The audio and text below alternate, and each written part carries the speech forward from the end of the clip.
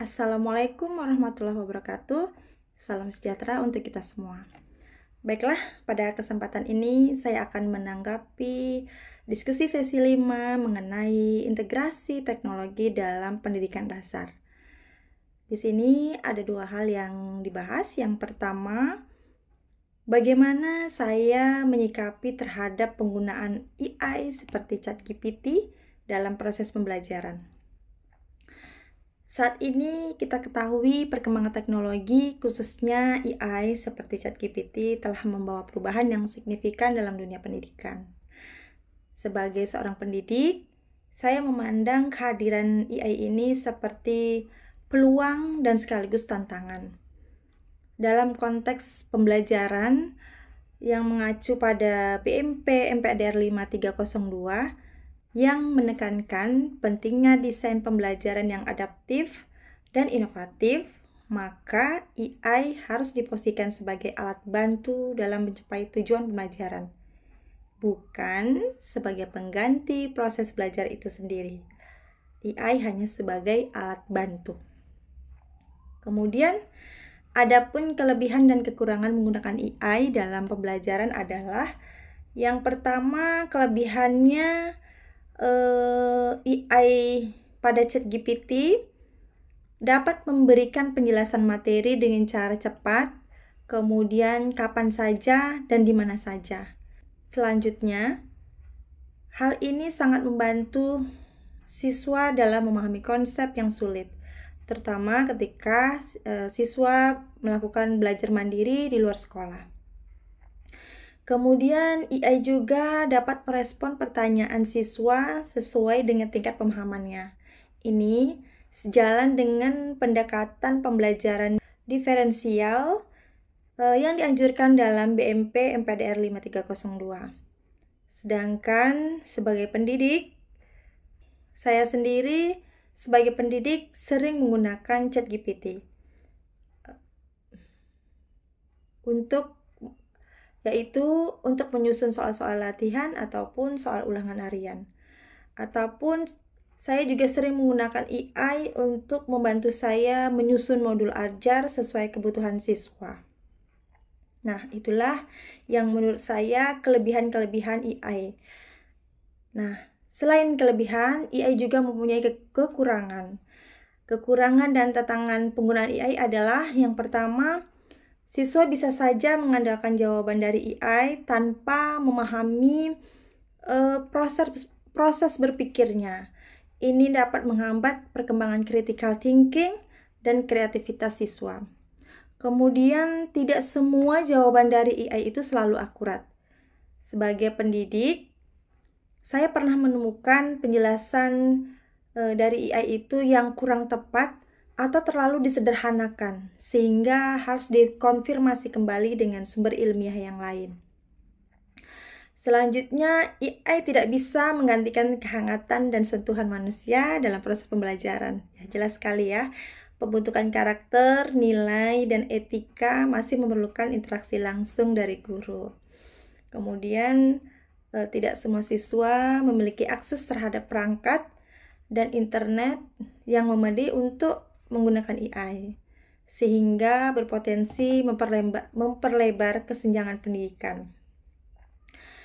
Adapun pengalaman pribadi saya dalam pemanfaatan AI di kelas, saya menggunakan ChatGPT ini sebagai media pendukung.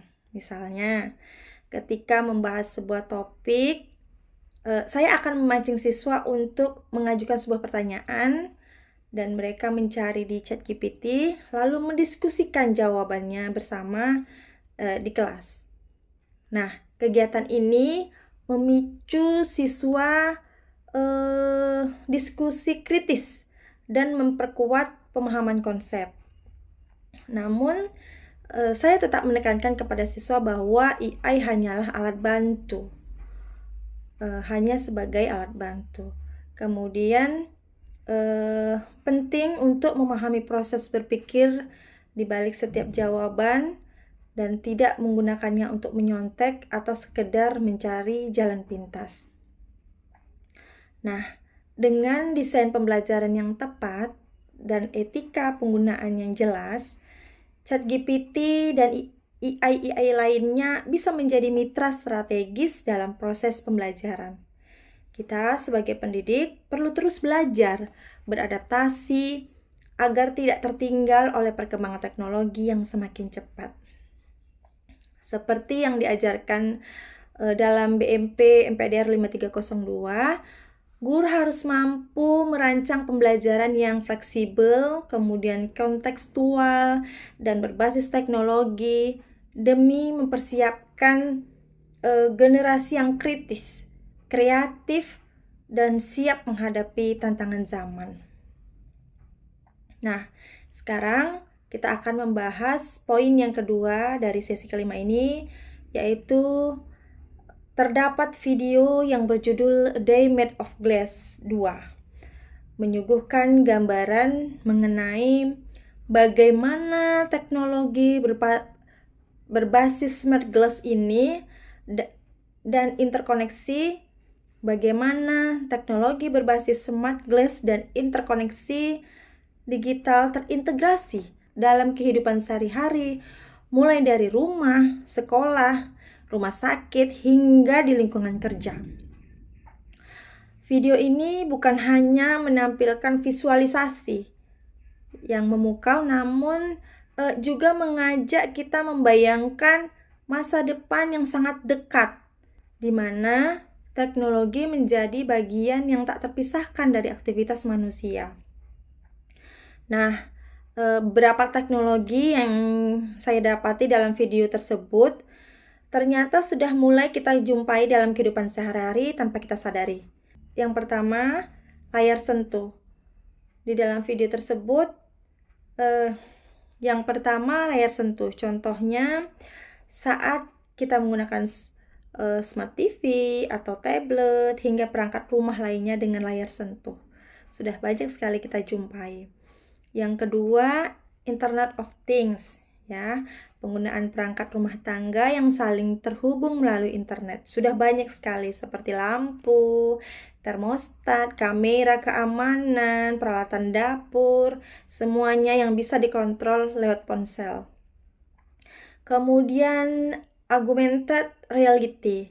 Dalam dunia kesehatan sering kita jumpai digunakan untuk menunjukkan organ tubuh secara virtual, atau kalau di dalam pembelajaran itu menunjukkan simulasi interaktif dalam proses belajar mengajar, sehingga proses belajar mengajar lebih menarik, lebih berwarna karena menunjukkan seperti keadaan yang sebenarnya. Kemudian di dalam video itu juga terdapat komunikasi real time dan kolaboratif, seperti komunikasi real time dan kolaboratif, seperti video call sharing, kemudian papan interaktif yang memungkinkan siswa dan guru untuk bekerjasama dari jarak jauh, yang sekarang sudah sangat sering kita gunakan. Kemudian persiapan saya sebagai pendidik dalam menghadapi kemajuan teknologi ini adalah, setelah melihat video ini, saya menyadari bahwa transformasi digital bukan lagi masa depan, tetapi kenyataan yang sedang berlangsung. Maka ada beberapa hal yang harus saya siapkan untuk menghadapi hal ini. Yaitu yang pertama, saya harus meningkatkan literasi digital. Bisa saya belajar melalui platform Merdeka Mengajar, kemudian saya bisa juga belajar melalui mengikuti pelatihan-pelatihan online, atau mengintegrasikan teknologi dalam pembelajaran. Kemudian mendorong siswa menjadi kreator teknologi, bukan sekedar konsumen atau pemakai. Dan yang paling penting, sebagai pendidik, saya harus menanamkan nilai dan etika digital, yaitu bersikap sopan dan bijak di internet, bisa menciptakan citra positif di media sosial. Contohnya, postingan yang edukatif dan inspiratif bisa menarik perhatian positif dari orang lain, bahkan jadi peluang kerja ataupun kolaborasi. Demikian yang dapat saya sampaikan. Wassalamualaikum warahmatullahi wabarakatuh.